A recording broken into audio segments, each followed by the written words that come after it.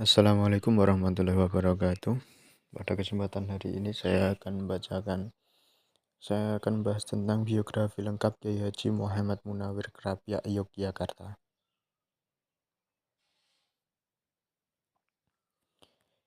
Kiai Haji Muhammad Munawir lahir di Kauman, Yogyakarta. Beliau merupakan putra dari pasangan Kiai Haji Abdullah Rosyad bin Kiai Haji Hasan Basyari dan Khotijah.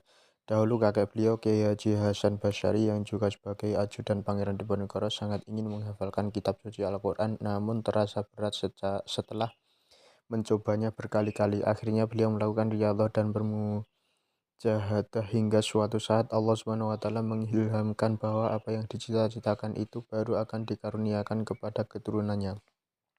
Begitu pula anak beliau Kiai Haji Abdullah Rosyad selama 9 tahun riyadhah menghafalkan Al-Quran. Ketika berada di tanah suci Makkah, beliau mendapat ilham bahwa yang akan dianugerahi hafal Al-Quran adalah anak cucunya. Hingga akhirnya Kiai Haji Muhammad Munawir lah sosok yang diberi anugerah tersebut.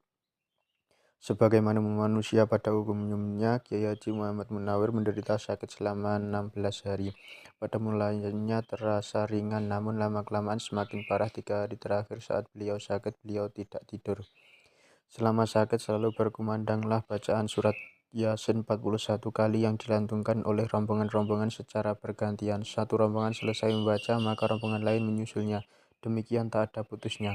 Akhirnya beliau Ki Haji Muhammad Munawir wafat pada Jumat tanggal 11 Jumadil Akhir tahun 1942 Masehi di kediaman beliau di Komplek Pondok Pesantren Krapyak, Yogyakarta. Dikala beliau menghembuskan nafas terakhir, ditunggui oleh seorang putri beliau, Nyai Jamalah, yakni ketika rombongan pembaca surat Yasin belum tidur. Sholat jenazah dilaksanakan bergiliran lantaran banyaknya orang yang bertakziah. Imam sholat jenazah kala itu adalah Kiai Haji Mansur Popongan Solo, Kiai Haji Raden Asnawi Bendan Kudus, dan besan beliau Kiai Haji Maksum Suditan Lasem. Beliau tidak dimakamkan di komplek pesantren Krapyak, melainkan di pemakaman Dongkelan, yakni sekitar 2 km dari komplek pesantren. Dan sepanjang jalan itulah terlihat kaum muslimin dari berbagai golongan penuh sesak mengiring dan bermaksud mengangkat jenazah beliau. Sampai-sampai keranda jenazah beliau cukup dioperkan dari tangan ke tangan yang lain sampai di pemakaman Dongkelan. Jenazah Kiai Haji Muhammad Munawir dikebumikan di sana dan selama lebih dari seminggu pusaran beliau selalu penuh dengan penziarah dari berbagai daerah untuk membaca Al-Quran. Beliau wafat meninggalkan pesantren yang merupakan tonggak pemisah suasana. Suasana sebelum dibangun pesantren Krapyak dikenal sebagai tempat rawan, penuh kegelapan, abangan, dan sedikit yang menjalankan ajaran Islam. Bersamaan dengan didirikannya pesantren, banyak pula usaha busuk dari golongan-golongan klinik yang dengki dan selalu merintangi peristiwa pesantren. Namun upaya-upaya itu musnah dan suasana gelap beralih menjadi ramai dan meriah dengan alunan ayat-ayat suci Al-Quran dengan segala konsekuensinya. Kiai Haji Muhammad Munawir memiliki 5 orang istri, adapun kelima istri beliau dinikahi setelah wafatnya istri pertama. Istri-istri beliau diantaranya Nyai R.A. Mursidah, Kraton Yogyakarta, Nyai Hajah Sukes, Wates Yogyakarta, Nyai Salimah Wonokromo Yogyakarta, Nyai Rumiah Jombang Jawa Timur, Nyai Khotijah Kanggotan Yogyakarta. Begitulah Kiai Haji Muhammad Munawir hidup beserta keluarga di tengah ketenangan, kerukunan, istiqomah, dan wibawa dengan berkah Al-Quran Al-Karim. Orang hafal Al-Quran hafid yang beliau akui adalah orang yang bertakwa kepada Allah dan sholat taraweh dengan hafalan Al-Quran sebagai bacaannya.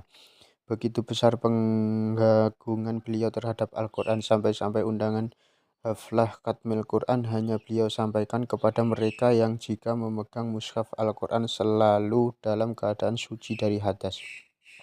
Anak-anak beliau satu Kiai Haji Abdullah Afandi Munawir, Kiai Haji Zainal Abidin Munawir, Kiai Haji Warsan Munawir, Kiai Haji Dalhar Munawir, Kiai Haji R. Abdul Qadir Munawir, Nyai Hajah Hindun Munawir, Nyai Hajah Jauharah Munawir, Kiai Haji Ahmad Munawir, Kiai Haji Zaini Munawir. Kiai Haji Muhammad Munawir memulai pendidikannya dengan belajar kepada ayahnya sendiri. Masa kecilnya sudah digembleng dalam pendidikan agama yang sangat ketat sebagai targhib atau penyemangat deres Al-Quran. Sang ayah memberikan hadiah sebesar 2 250 jika dalam tempo 1 minggu dapat menghatamkannya sekali. Ternyata hal ini terlaksana dengan baik, bahkan terus berlangsung sekalipun hadiah tak diberikan lagi. Kiai Haji Muhammad Munawir tidak hanya belajar qiraat bacaan dan menghafal Al-Quran, tetapi juga gemar mencari ilmu-ilmu lain yang beliau timba dari para ulama di masa itu. Di antaranya Kiai Haji Abdullah Kanggotan Bantul, Kiai Haji Khalil Bangkalan Madura, Kiai Haji Soleh Darat Semarang, Kiai Haji Abdurrahman Watu Congol Magelang. Setelah itu pada tahun 1888 Masehi beliau melanjutkan pengajian Al-Quran serta pengembaraan menimba ilmu ke Haramain, dua tanah suci, baik di Makkah Al-Mukarramah maupun di Madinah Al-Munawwarah. Adapun guru-guru beliau di sana antara lain Syekh Abdullah Sankoro, Syekh Sarbini, Syekh Murki, Syekh Ibrahim Huzaimi, Syekh Mansur, Syekh Abdus Syakur, Syekh Mustafa, Syekh Yusuf Hajar, guru beliau dalam qiraah sab'ah. Pernah dalam suatu perjalanan dari Mekah ke Madinah, tepatnya di Labik, beliau berjumpa dengan seorang tua yang tidak beliau kenal. Pak tua mengajak berjabat tangan, lantas beliau meminta didoakan agar menjadi seorang hafid Al-Quran sejati. Lalu Pak tua menjawab, insya Allah menurut Kiai Haji Arwani Amin Kudus, orang tua itu adalah Nabiullah Khidir alaihissalam. Haji Muhammad Munawir ahli dalam qiraah sab'ah, 7 bacaan Al-Quran, dan salah satunya adalah qiraah Imam Asim riwayat Imam Hafs. Berikut inilah sanad qiraah Imam Asim riwayat Hafsah Kiai Haji Muhammad Munawir sampai kepada Nabi Muhammad SAW, yaitu dari Syekh Abdul Karim bin Umar Al-Bakri Ad-Dimyati, dari Syekh Ismail, dari Syekh Ahmad Ar-Rasyidi, dari Syekh Mustafa bin Abdurrahman Al-Azmiri, dari Syekh Hijazi, dari Syekh Ali bin Sulaiman Al-Mansuri, dari Syekh Sultan Al-Muyadi Muzahi, dari Syekh Saifuddin bin Athaillah Al-Fadhali, dari Syekh Tasah Al-Yamani, dari Syekh Namruddin At-Tablawi, dari Syekh Zakaria Al-Ansari, dari Syekh Ahmad Al-Suti, dari Syekh Muhammad Ibnu Al-Jazari, dari Al-Imam Abi Abdillah Muhammad bin Khalid Al-Misri Asy-Syafi'i, dari Al-Imam Abi Al-Hasan bin As-Sujai bin Salim bin Ali bin Musa Al-Abbasi Al-Misri, dari Al-Imam Abi Qasim As-Shatibi, dari Al-Imam Abi Al-Hasan bin Huzail, dari Ibnu Dawud Sulaiman bin Najah, dari Al-Hafidh Abi Amar Ad-Dani, dari Abi Al-Hasan At-Tahir, dari Syekh Abi Al-Abbas Al-Asnawi, dari Ubaid ibnu As-Sabawah, dari Al-Imam Hafsah, dari Al-Imam Asim, dari Abdurrahman As-Salma, dari Tina Utsman bin Affan, Ubay bin Ka'ab, Zaid bin Sabit, Ali bin Abi Thalib, dari Rasulullah Shallallahu Alaihi Wasallam. Dari beliau menekuni Al-Quran dengan riyadhah, yakni sekali khatam dalam 7 hari 7 malam selama 3 tahun. Lalu sekali khatam dalam 3 hari 3 malam selama 3 tahun. Lalu sekali khatam dalam sehari semalam selama 3 tahun. Dan terakhir adalah riyadhah membaca Al-Quran selama 40 hari tanpa berhenti hingga mulut beliau berdarah karenanya. Setelah 21 tahun menimba ilmu di Tanah Suci, beliau pun kembali ke kediaman beliau di Kauman, Yogyakarta pada tahun 1909 Masehi. Guru-guru beliau diantaranya Kiai Haji Abdullah Rasyad ayahnya sendiri, Kiai Haji Abdullah Kanggotan Bantul, Kiai Haji Khalil Bangkalan Madura, Kiai Haji Soleh Darat Semarang, Kiai Haji Abdurrahman Watu Congol Magelang, Syekh Abdullah Sankoro, Syekh Sarbini, Syekh Murki, Syekh Ibrahim Huzaimi, Syekh Mansur, Syekh Abdus Syakur, Syekh Mustafa, Syekh Yusuf Hajar, guru beliau dalam qiraah sab'ah. Putra-putra beliau yaitu Kiai Haji Abdullah Afandi Munawir, Kiai Haji Zainal Abidin Munawir, Kiai Haji Warsa Munawir, Kiai Haji Dalhar Munawir, Kiai Haji R. Abdul Qadir Munawir, Kiai Haji Hajah Hindun Munawir, Kiai Haji Hajah Jauharah Munawir, Kiai Haji Ahmad Munawir, Kiai Haji Zaini Munawir. Murid-murid beliau, banyak di antara murid-murid beliau yang juga meneruskan perjuangan di kampung masing-masing, berupa mendakwahkan Islam pada umumnya dan pengajaran Al-Quran pada khususnya. Di antaranya Kiai Haji Arwani Amin Kudus, Kiai Haji Abdul Qadir Munawir, Kiai Haji Ahmad Umar Abdul Manan, Pesantren Al-Muayyad Mangkuyudan Solo, Kiai Haji Muntoha Pesantren Al-Asyariyah Kalibeber Wonosobo, Kiai Haji Ahmad Badawi Abdul Rasyad Kaliwungu Semarang, Kiai Haji Zuhdi Nganjuk Kertosono, Kiai Haji Umar Harun Kempak Cirebon, Kiai Haji Abdul Hamid Hasbullah Tambak Beras, Kiai Haji Ahyat Blitar, Kiai Haji Nur Gal Arum Kertosono, Kiai Haji Murtado Buntet Cirebon, Kiai Haji Maksum Gedongan Cirebon, Kiai Haji Abu Amr Kroya, Kiai Haji Suhaimi Pesantren Tamrinus Sibian Benda Bumiayu, Kiai Haji Satibi Kiangkong Kutoarjo, Kiai Haji Ansor Pepedan Bumiayu, Kiai Haji Hasbullah Wonokromo Yogyakarta, Kiai Haji Muhyiddin Jajaran Yogyakarta, Haji Mahfud Purworejo. Untuk para mutakarijin alumni, beliau senantiasa menjalin hubungan dan bimbingan bahkan berupa kunjungan ke tempat masing-masing. Kiai Haji Muhammad Munawir hidup beserta keluarga di tengah ketenangan, kerukunan, istiqomah dan wibawa dengan berkah Al-Quran yang karim. Pernah terjadi seorang santri asal Kota Gede dengan sengaja memegang mushaf Al-Quran dalam keadaan hadas. Setelah diusut oleh Kiai Haji Muhammad Munawir, akhirnya santri tersebut mengakuinya. Atas pengakuannya, si santri ditakzir, kemudian dikeluarkan dari pesantren dalam keadaan sudah menghafalkan Al-Quran 23,5 juz. Selain mengasuh santri, beliau tak lantas meninggalkan tugas sebagai kepala rumah tangga. Tiap ba'da subuh, beliau mengajar Al-Quran kepada segenap keluarga dan pembantu rumah tangga. Nafkah dari beliau, baik untuk istri-istri maupun anak-anak, selalu cukup menurut kebutuhan masing-masing. Suasana keluarga senantiasa tenang, tentram, rukun.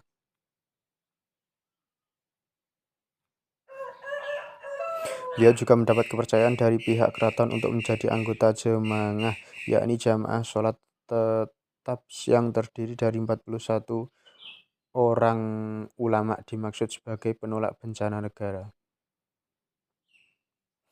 Selain dikunjungi, beliau juga kerap kali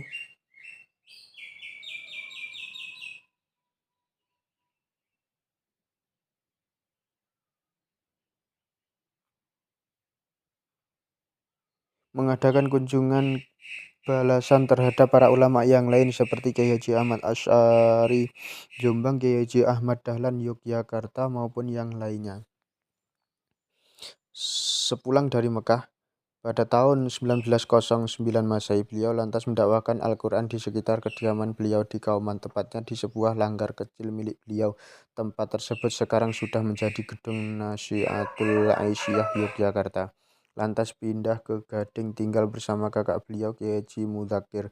Namun karena berbagai sebab juga atas saran dari Kiai Haji Said, pengasuh pesantren Gedongan Cirebon, pada tahun 1905 Masehi, beliau pun hijrah ke Kerapiak setelah selesainya pembangunan tempat tinggal dan komplek pesantren di sana, di tanah milik Bapak Jopanggung yang kemudian dibeli dengan uang amal dari Haji Ali. Pada 15 November 1910, pesantren Kerapiak mulai ditempati untuk mengajar Al-Quran, dilanjutkan dengan pengembangan masjid di atas prakarsa Kiai Haji Abdul Jalil.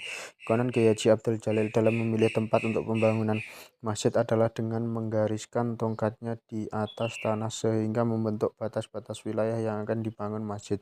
Dengan kehendak Allah, wilayah yang dilingkupi garis itu tidak ditumbuhi rumput. Kiai Haji Muhammad Munawir selalu menggerakkan segenap santri untuk melakukan amaliyah membaca surat Yasin tiap selesai pembangunan berlangsung. Pembangunan terus berlanjut secara bertahap mulai dari masjid, akses jalan, dan gedung kompleks santri hingga tahun 1930 Masehi. Di pesantren Kerapiak inilah beliau memulai berkonsentrasi dalam pengajaran Al-Quran. Para santri sangat menghormati beliau bukan karena takut, melainkan karena haibah wibawa beliau. Pengajian pokok yang diasuh langsung oleh Kiai Haji Muhammad Munawir adalah kitab suci Al-Quran, yakni terbagi atas dua bagian. Bin Nadhar membaca dan bil ghaib menghafal. Santri bermula dari surat Al-Fatihah, lantas lafaz tahiyat sampai dengan sholawat ali Sayyidina Muhammad, kemudian surat An-Nas sampai surat An-Naba, baru kemudian surat Al-Fatihah diteruskan ke surat Al-Baqarah sampai khatam surat An-Nas. Selain itu, pengajian kitab-kitab juga digelar sebagai penyempurna. Suatu hari pada tahun 1910, seorang santri dari Purworejo yang dianggap mampu oleh beliau diperintahkan, ajarkanlah ilmu fikih kepada santri-santri di hari Jumat, biarlah mereka mengenal air.